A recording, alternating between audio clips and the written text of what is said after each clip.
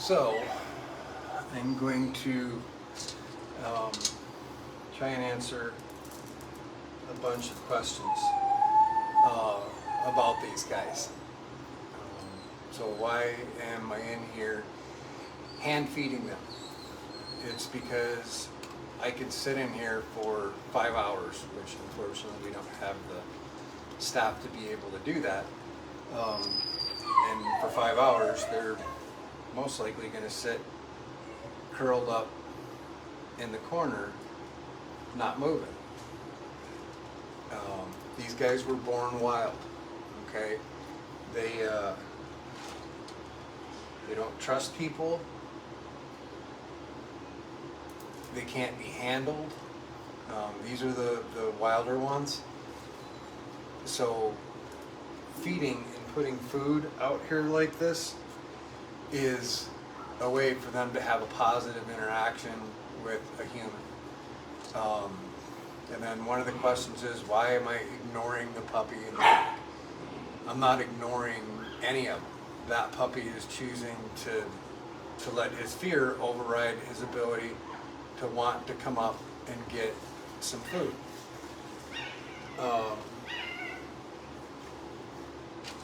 So they've already eaten. Okay, so it's not that we're starving them, trying to get them to come up.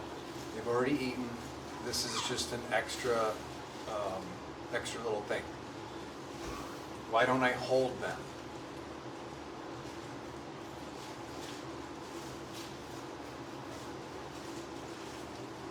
That's why I don't hold them.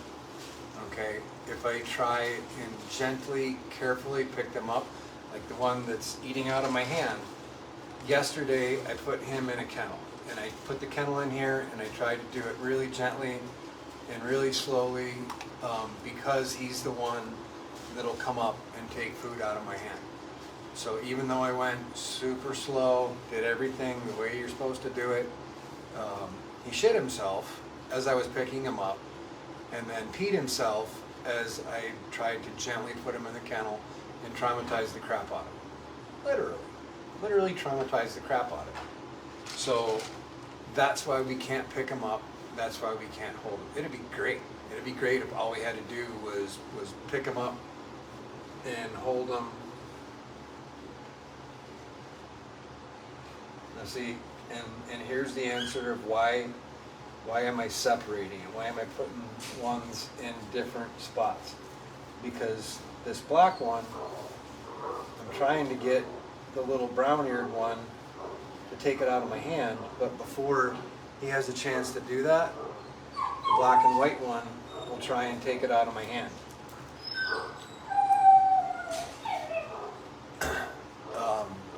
I actually, like with the older ferals, sometimes we'll do that to where you gently get a hold of them, and you pet them a little bit, and you kind of take them outside of their comfort zone. See, I'm having to try and fight him away to let somebody else get to it. So that's why, if I could separate him nicely without him freaking out, I'd be able to do that. But by the time it takes one of these guys to actually come, because they're thinking about eating out of my hand, now he comes back and he takes it out of my hand. See the problem? Holding them, I picked one of them up last time, and it was Little. And I picked Little up, and was freaking out, calmed her down to where I could sit there, and I could pet her, and everything was okay, calmed down. And then as soon as I set her down, she wanted nothing to do with me, because she didn't remember that comfort. Okay, she didn't remember the ending of that, okay, this isn't bad, a person's touching me. What she remembered was the big scary monster grabbing her and picking her up. So that's why. Another question is, put a mentor dog in here.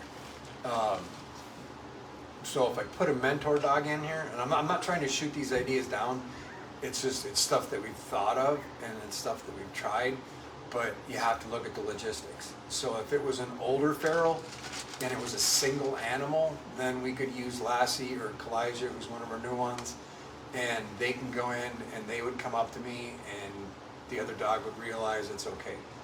So for now, if I put another dog in here, an adult dog, A, it might freak them out. B, there's not a whole lot of room.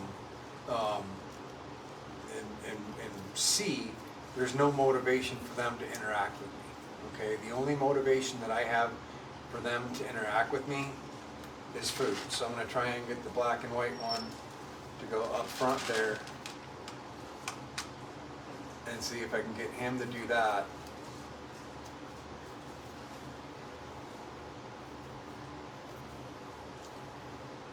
So that I can try and get some to these guys. Okay, and again, this is the why we separate them thing. Now the one is just touched my hand with its nose once or twice, so that's actually a really good thing. But that's why a mentor dog doesn't help. Laying down, I'm still the same monster laying down. I've got my back to them. My hand is open to where they can see it.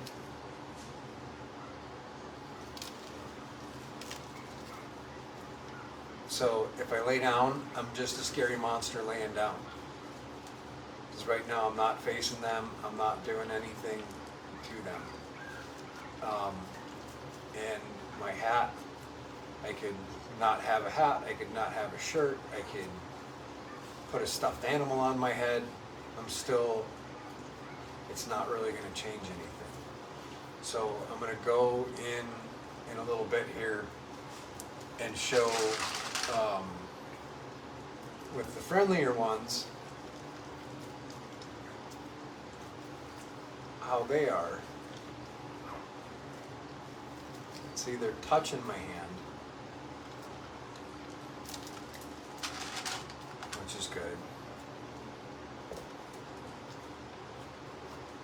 And show you where they're at. It's just they were wild, and this is what it is. And what's going to help? What's going to help is when we can get some of them out of here. The ones I'm going to go into next, there's one that's already adopted, and I'm going to talk about the adoption thing in a little bit, because one of the other questions, why don't you find fosters? Well, nobody wants to foster. It takes a lot. It's a lot of work. You need to get like some kind of little X-pen thing and a kennel. It's not like you can just take it home and let it around in your house. You have to have it contained, because otherwise it's just going to escape. It's going to hide under something and it's going to freak out. And when it does that, you're not going to be able to catch it. And when you try and catch it, you're going to traumatize it, which doesn't help anything.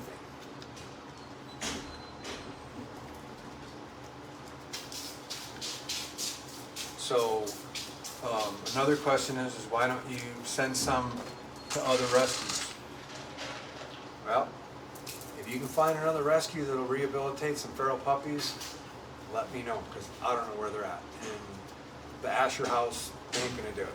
Nothing against them. I'm sure that it's a great place and whatever, but reached out and got the response that I figured that I would get, which is they're full.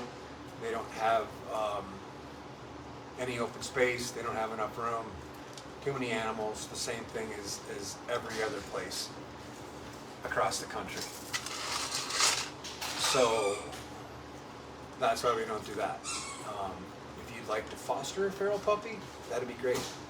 But like I say, I'm going to go over when I go into the next count. That's a lot of work.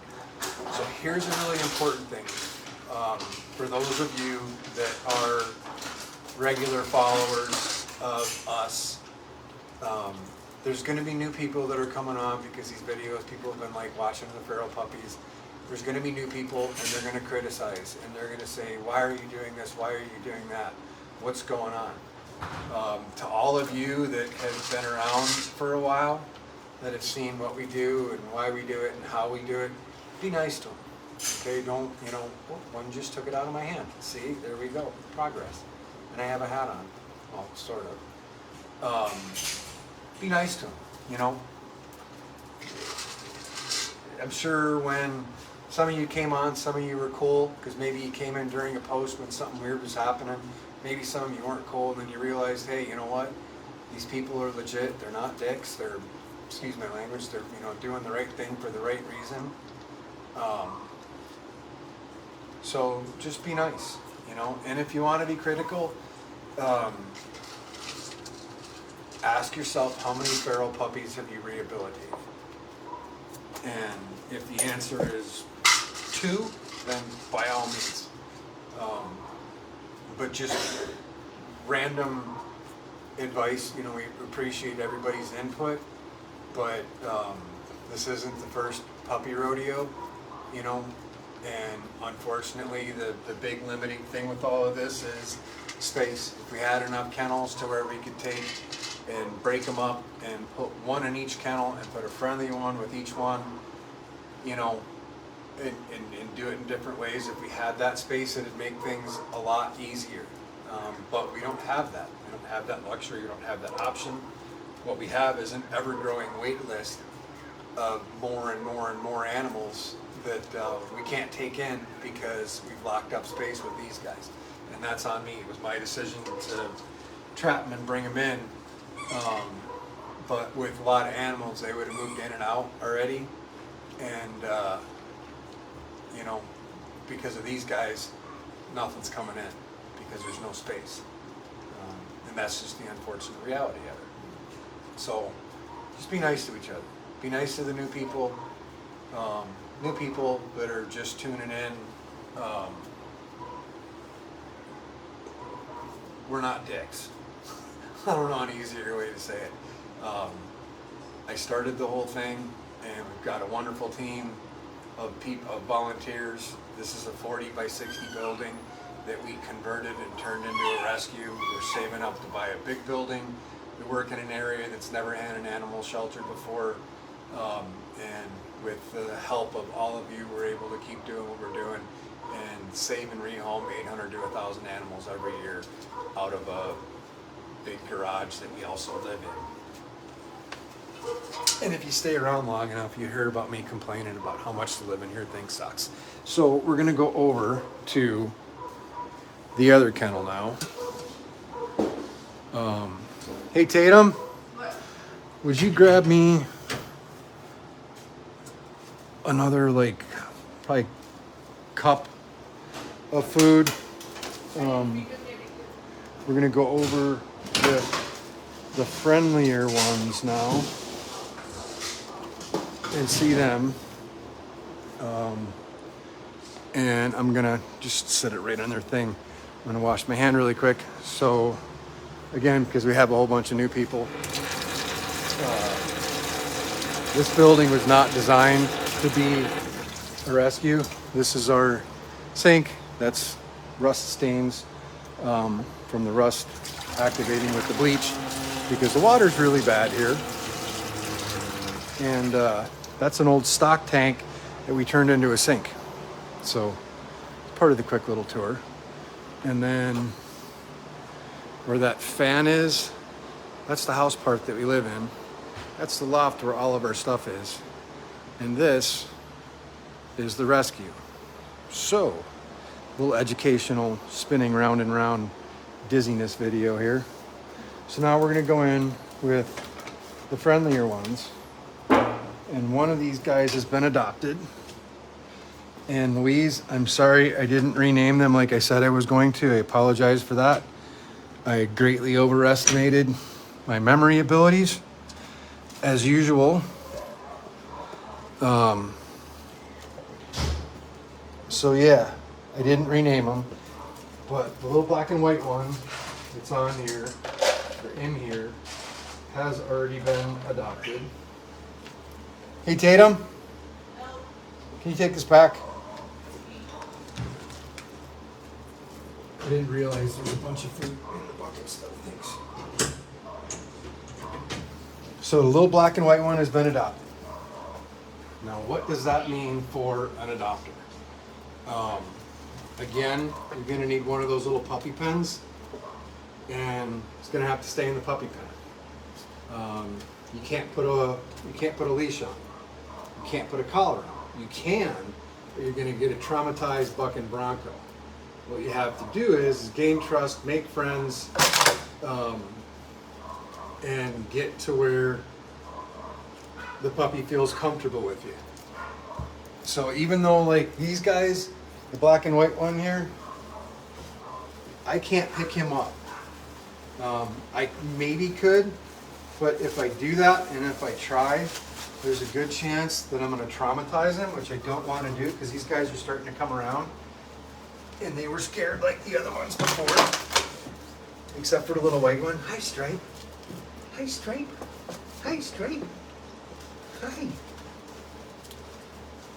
So one way you can help is somebody can adopt this little sweetheart. And she hasn't gotten a single adoption application at all. But what would help would be to adopt her so that these other guys could have more space. Yes, I know, darling. And she is the sweetest little puppy. Hi, Stripe. Hi, Stripe. Hi, Stripe. Hi, Stripe. So, and here's the thing with the mentor dog. So this little white one is about as outgoing and friendly as I could want. You can see her jumping and hopping around. They see that, but they really don't care about that. What they care about is this. Yeah. So this is where, for these guys, I can actually get to touch them. Okay? And they're realizing that, hey, this isn't so horrible when he's touching me. But without the food, they're not going to do that. They're not going to let me do that. Now, this gray one here is really cool looking. If somebody wanted to foster or adopt him, again, you know, you're not going to be able to walk them. You're not going to be able to cuddle them at first. It's going to take a while for them to be able to trust you. You know, and they will come around faster in a home, whether it's a foster home or an adoptive home, than they will in here. What are you doing, huh? What are you doing? Yeah. See, now he's letting me pet under his chin just a little bit. And somebody else asked, you know, what do? Do they just huddle in the corner like that? No, they play. And I think the next time I get a chance, I'll try and get some video of them playing. But what you're going to realize if I get the video of them playing is there's probably going to be a turd or two in the count. And that's not because we're not doing our jobs, but it's because when you go in there to clean, they're traumatized for a little while. Hey, those are my pants, kid. Yeah, those are my pants, kid. Yeah, they are. You can't rip my pants. No. So remember, this little sweetie is up for adoption. And I'm sorry, Louise, I forgot to memorize the names. Yeah. I know you guys want some more, huh? You want some more, Stripe? You want some more, huh? Do ya? Does my Stripe want some more? Yeah, huh? Yeah. So the only way I can touch him is having food in my hand. The same way with that little one that is adopted. Yeah. How's he pee? So the feral puppy adoption starter kit would be a wire puppy pen. It'd be a kennel or a crate. It'd be a bunch of puppy pads, and then it'd be stopping and going and hanging out. Because you couldn't just take and let it go in the house because it's going to go hide under the couch. And you're not going to see it for 2 days, and you're going to wake up and you're going to step in turd in your bare feet at 4 in the morning, and you're going to be like, why did I make such a bad life choice to adopt a feral puppy that I wasn't ready for? Because these guys are a handful to get them to turn around. You know, it's been a while, and you know, I still can't just go and pet. I can pet for a split second, but then they run away.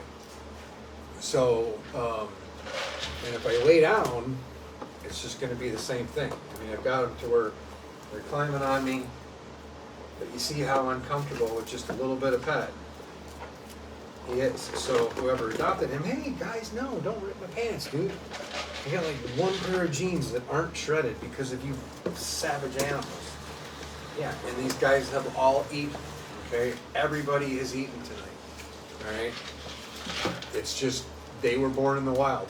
So they can eat until they're gonna burst, and then you can wait 5 minutes and come back, and they're gonna eat like they've never eaten before. They're hardwired for that. Because since birth, here's like what happens, okay? So the little feral puppies here are walking through the woods behind mom. And all of a sudden, there's this squirrel that's got a busted leg, and the squirrel hops in front of them, and then all of a sudden they see the squirrel, and even though they've all eaten, it's savagery. Because whoever's the strongest, whoever's the fastest, whoever's the most assertive to get the squirrel is going to be the one that's going to be more likely to live. It's going to be the one that's going to be more likely to make it through whatever disease might hit it. It's going to be the one that makes it through the cold or the dehydration and the different things that they face. So if you want to foster, please fill out a foster application. If you want to adopt, please adopt.